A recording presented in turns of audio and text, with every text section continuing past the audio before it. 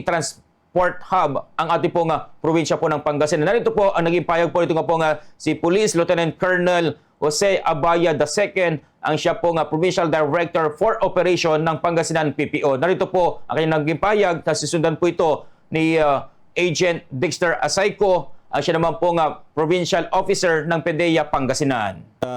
For the PNP, for us, sir, I think when he said a while ago that becoming a transit, I think no.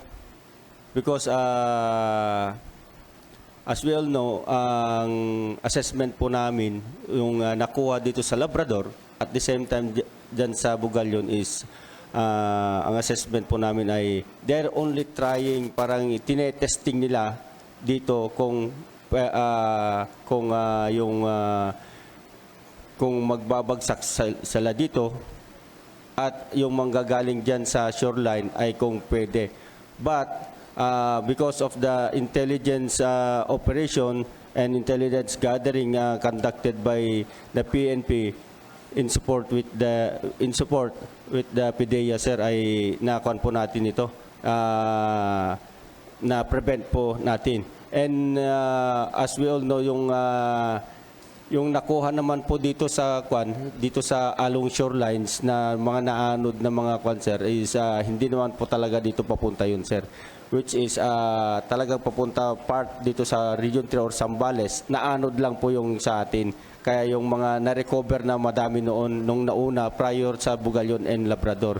So yung sinasabing based doon sa amin sa PNP, sir, hindi yung ginagawang transport dito po sa Pangasinan, kasi na-prevent po natin. Baka tinetesting lang po nila kung kaya nila na mag-distribute at the same time dito i-imbak yung mga drugs for the PNP, sir. Thank you. Dapat, sir, yung ano ko doon is they are trying to make Pangasinan as a transshipment point, kasi pero dahil sa mga hakbang na ginagawa natin, ayun, nahuli yung sa Labrador rin, sa Bugalyon. And at the same time, yung mga attempt na hindi na natuloy, kasi meron after that October 2 entry incident operations, meron pang sumunod dyan hanggang sa December din, yung sa pinakahuli na bagyo na yun na malakas.